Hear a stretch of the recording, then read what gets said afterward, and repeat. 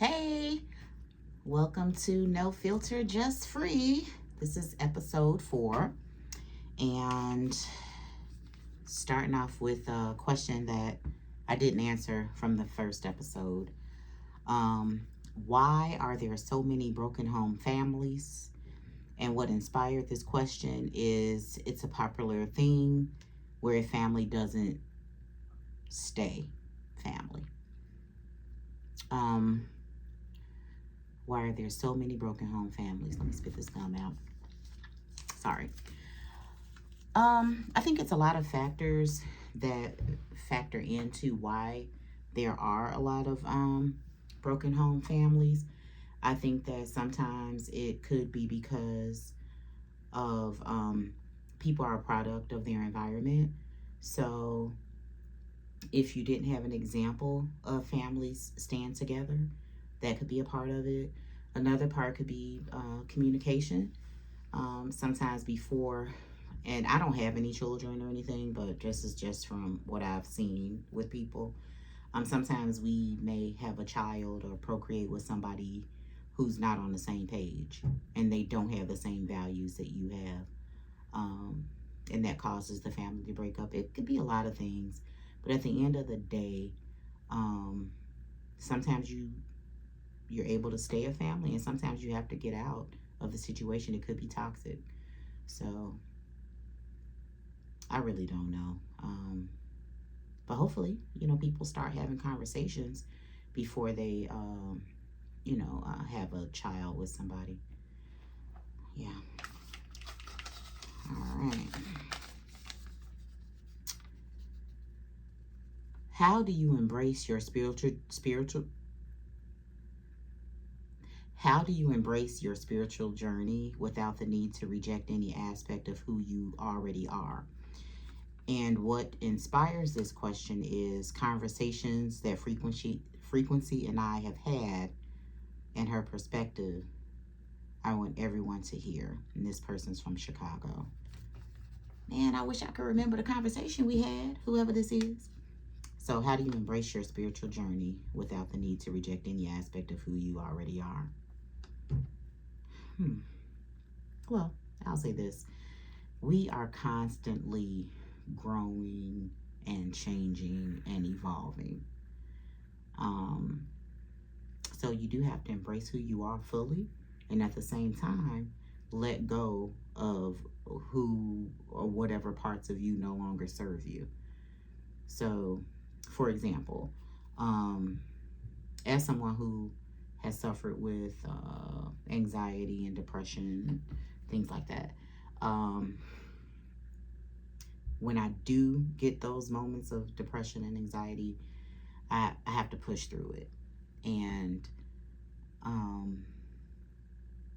I guess I'm starting to, I don't want to say reject that part of me, but not allow that part of me to take the front seat. Because if it takes the front seat, then I'm just not accomplishing things like I would if I'm just allowing myself to be in a funk.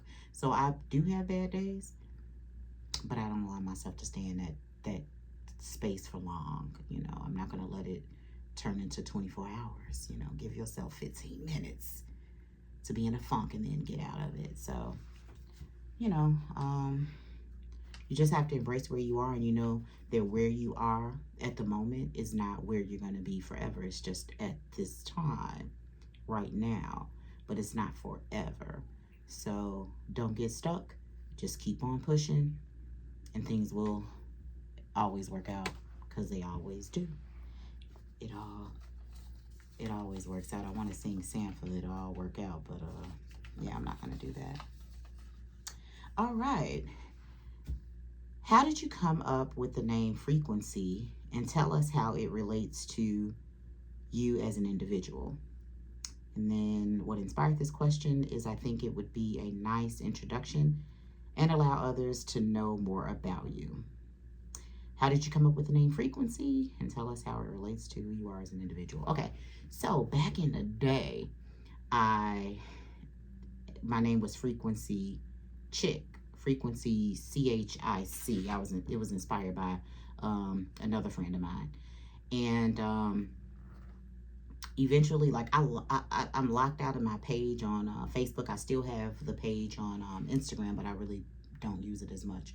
But I'm locked out of it. And then I end up DJing. Once I started DJing, I'm like, oh, I'm still Frequency, but I changed it to Frequency Israel. Not like the country, but just Frequency is and real combined, because frequency is real. And now that I'm learning more about metaphysical things, it's just like, it's so divine that my name is Frequency. And it's free for short. So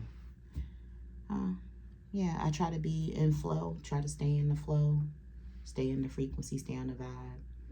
And you know, most of the time I'm able, and you know, sometimes just gotta roll with the punches. Roll with the punches.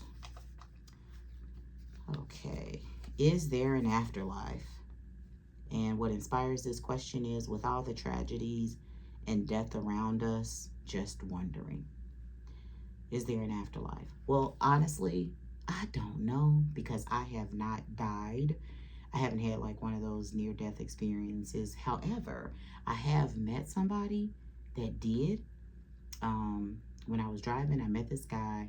He told me that he died. He said he died like 4 times, and he went to the kingdom of heaven. And he said it was really beautiful, and he got to see like his whole life. It was on a big screen, and his whole life was shown to him. And then God told him it wasn't his time, and that he was coming back, and he came back. So that's an experience that somebody told me about.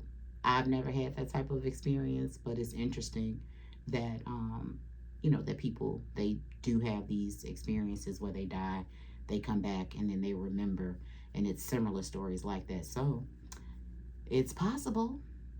I don't know. But yeah, it's possible. So it's a lot of stuff on YouTube about it too, if it's something that you're really interested in. All right. Smash, pass, or trash. Which one and why? Samuel Jackson, Flavor Flav, Seal. I'm passing on all three. Why? Probably the same reason you chose these three. They all pass. Hey, trying to be funny. It's not funny. It's not funny. All right.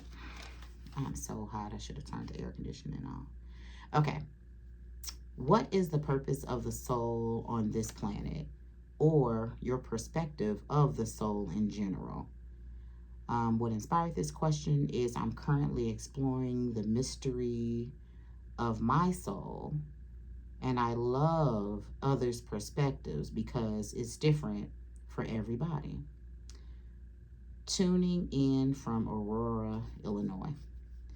Okay, so what is the purpose of the soul on this planet, or your perspective of the soul in general? Okay, the purpose of the soul on this planet. I think that our purpose here is to learn. I think that we're here so that we can learn and be better human beings while we're here. Right now, it's a lot of separation and division that's going on.